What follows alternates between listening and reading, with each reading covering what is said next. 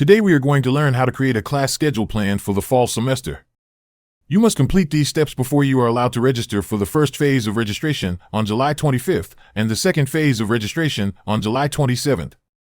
Hopefully, you are already familiar with the my.wofford.edu webpage. You've probably spent most of your time in the FYI section. Before you enter your class schedule plan into the Wofford system, you should click Read More under the class schedule plan of the FYI page. Those instructions will familiarize you with required and recommended courses, Liberal Arts 101 section offerings, your modern language placement, course recommendations by major, and information about AP, IB, dual enrollment, and Cambridge courses as well as CLEP exams. After reviewing all of the information carefully and looking at the interactive course schedule plan and the PDF version of the schedule, I have created a plan that includes sections of the required Liberal Arts 101 seminar and FYI 101. Based on Wofford's strong recommendation to take a language course in my first semester, I've included a section of the course from my modern language placement. And finally, I have included 2 elective courses that I thought would work well with either my general education requirements and/or my planned major. The sections in my plan put me in the recommended range of 12 to 16 credit hours. Today, we're going to visit the student section. Let's go ahead and click on the word student in the left menu bar. We'll scroll down to the registration area and then choose the registration link. We'll focus today on the Plan Ahead section. If Fall 2023 isn't already selected, make that choice before pressing Continue. Select Create a New Plan so that you can start selecting the courses you'll take this fall. Every new student is going to take LIBA 101, the Liberal Arts Seminar, so let's start typing LIB into the subject field. I can click the choice of Liberal Arts Seminar when it appears, then I can enter a course number of 101. This is incredibly important. Do not select Add Course. I repeat, do not select Add Course. If you choose Add Course, you are looking at all courses in the catalog. You will see many courses that do not have sections offered this fall. Instead, you want to choose the View Sections button. This will only show you sections that are actually being offered. I've already decided that I want to place LIBA 101Q in my plan, so I'll advance 2 pages until I see the entry for Section Q.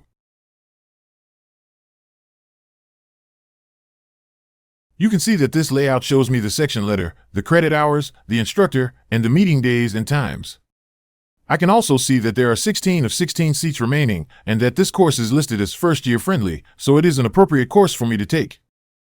If I click on the course name, I can see many more details about the course, including any restrictions, prerequisites, or co-requisites.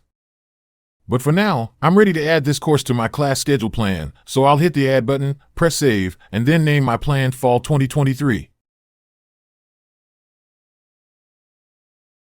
Now that we have saved the first course to our plan, it is a good time to remember that I have started a plan, but I have not registered for a class. This is simply a plan that the summer advisors must approve before I can register on July 25th and July 27th. So I'm ready to add another course, Biology 150B and the 150B Lab. I'll get back to the search screen by clicking the Catalog Search Results button and then the Search Again button.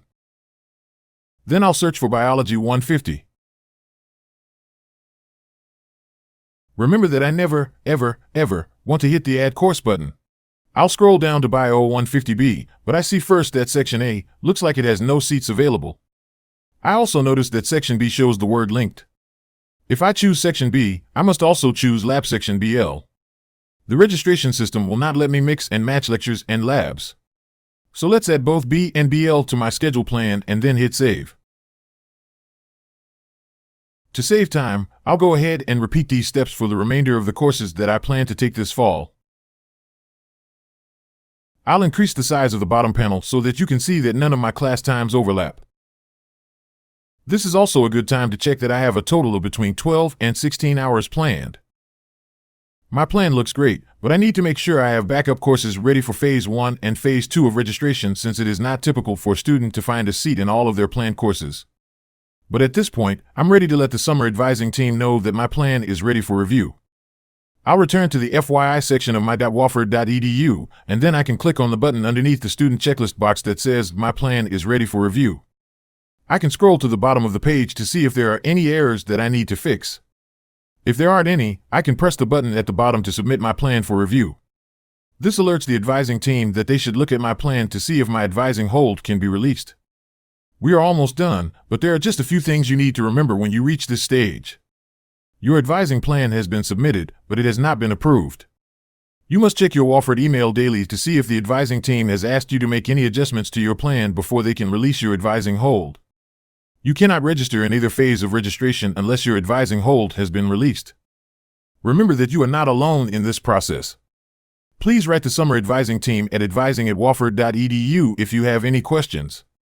Any of the summer advisors will be happy to help. We do ask that you write us from your wofford.edu email address so that we can verify your identity. Good luck.